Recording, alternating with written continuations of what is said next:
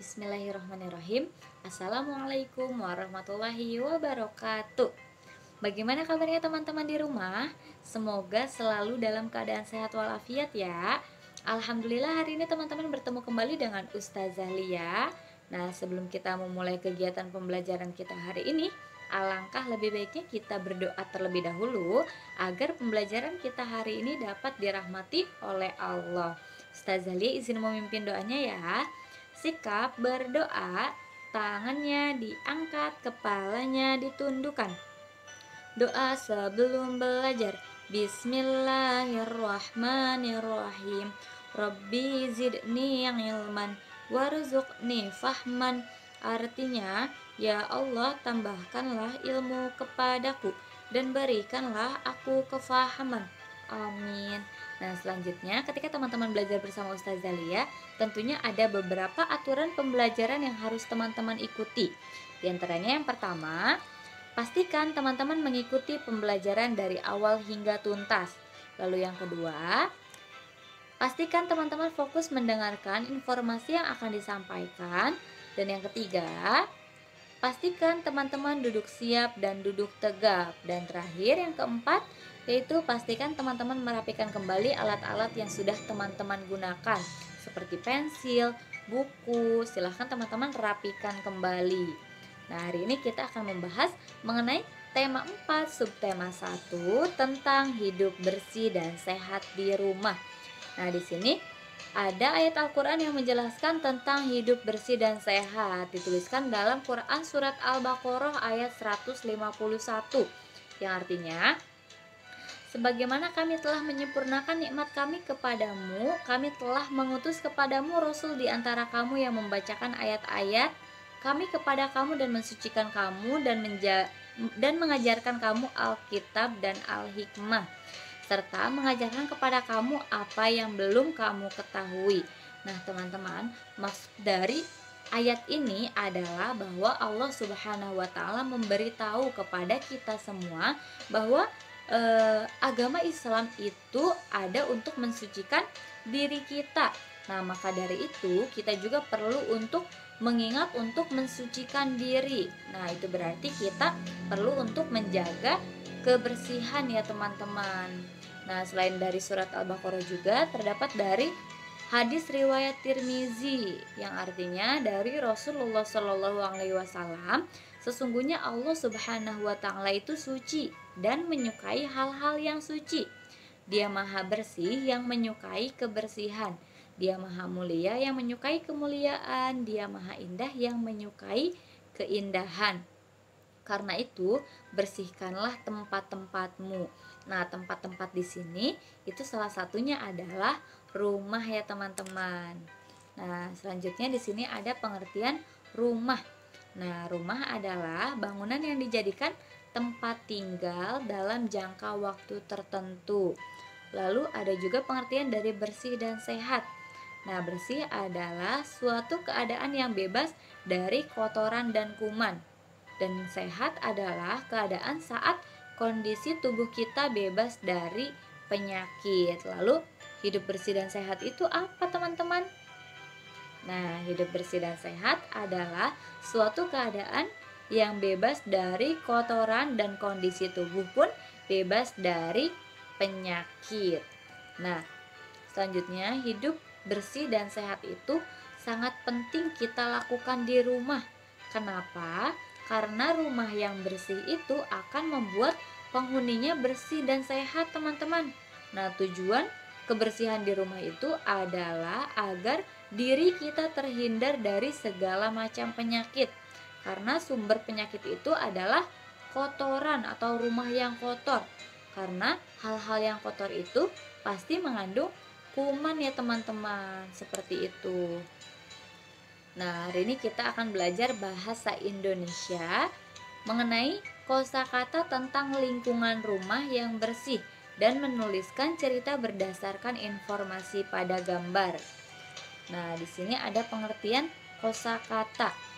Nah, kosakata dapat diartikan sebagai daftar kata-kata Daftar kata-kata tersebut dapat berkaitan dengan hal-hal tertentu. Contohnya itu bisa berkaitan tentang lingkungan rumah yang bersih.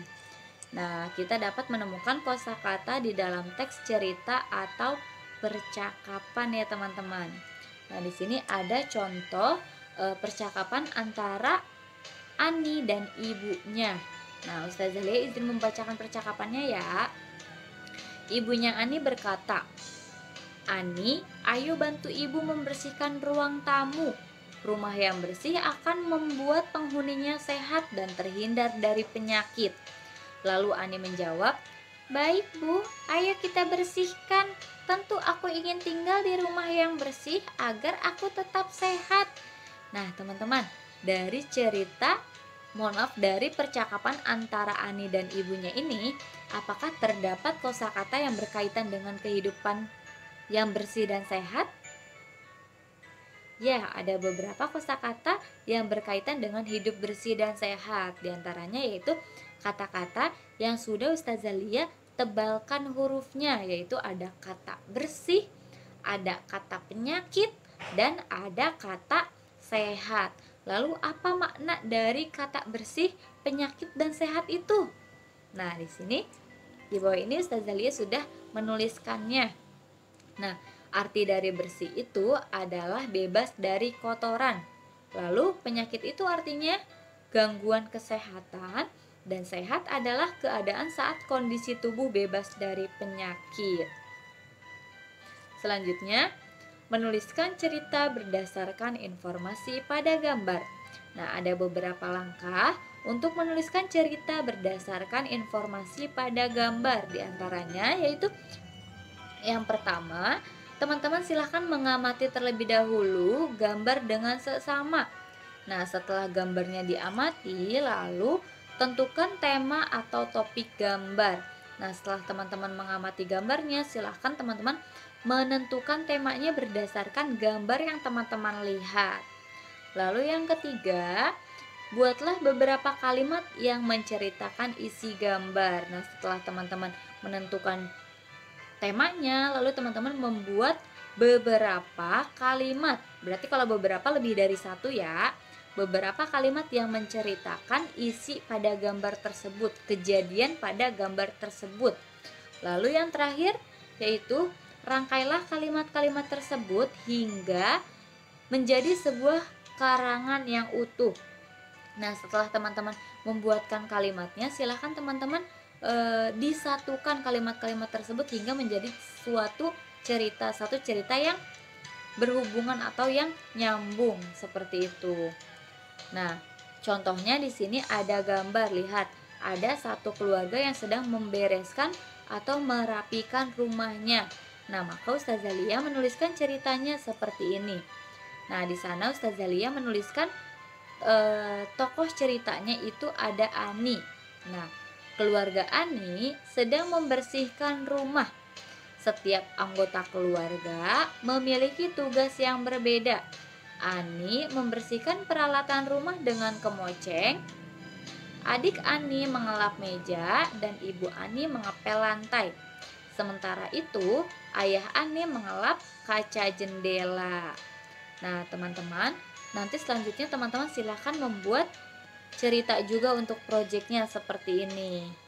Nah, proyeknya itu teman-teman membuat cerita berdasarkan gambar yang ada di layar teman-teman. Di sana gambarnya ada suatu keluarga yang sedang bekerja sama untuk membereskan atau merapikan halaman rumah mereka. Di sana ada ayahnya yang sedang memotong tanaman, lalu ada ibunya yang sedang menyapu, lalu ada anak perempuan dan anak laki-laki yang sedang menyiram bunga ya teman-teman. Nah, silahkan teman-teman membuat ceritanya berdasarkan gambar yang ada di layar teman-teman. Nah, selanjutnya Ustazah Lia izin menyampaikan kesimpulan pembelajaran kita hari ini. Hari ini kita belajar kosakata dan cerita berdasarkan informasi pada gambar. Nah, kosakata ini dapat diartikan sebagai daftar kata-kata. Dan untuk menuliskan cerita berdasarkan informasi pada gambar, ada beberapa langkah-langkah yang harus teman-teman ikuti. Yang pertama, teman-teman mengamati gambarnya terlebih dahulu. Kemudian setelah mengamati gambarnya, teman-teman menentukan tema atau topik yang sesuai dengan gambarnya.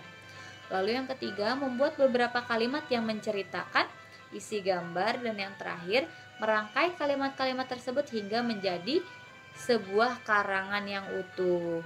Nah, ada beberapa manfaat dari teman-teman mempelajari hal-hal yang sudah kita pelajari tadi, yaitu manfaat dari mempelajari kosakata sendiri adalah untuk memudahkan kita ketika berbicara dan mengekspresikan bahasa dengan baik. Nah, bentuk mengekspresikan bahasa itu salah satunya bisa dengan bentuk tulisan.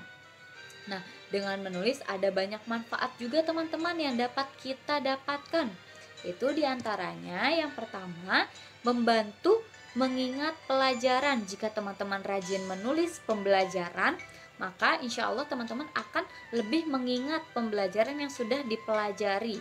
Kemudian yang kedua, meningkatkan kemampuan membaca. Dan yang terakhir, yang ketiga, melatih motorik. Nah, pastikan teman-teman semangat untuk menulis ya. Nah, selanjutnya mungkin cukup sekian yang dapat Ustazah Lia sampaikan. Kita tutup kegiatan kita hari ini dengan membaca hamdalah bersama-sama. Alhamdulillahirabbil alamin. Segala puji bagi Allah, Tuhan semesta alam.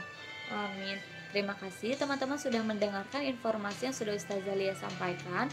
Mohon maaf jika ada beberapa kesalahan dari pengucapan yang Ustazah Lia sampaikan. Ustazah Lia izin tutup. Wassalamualaikum warahmatullahi wabarakatuh.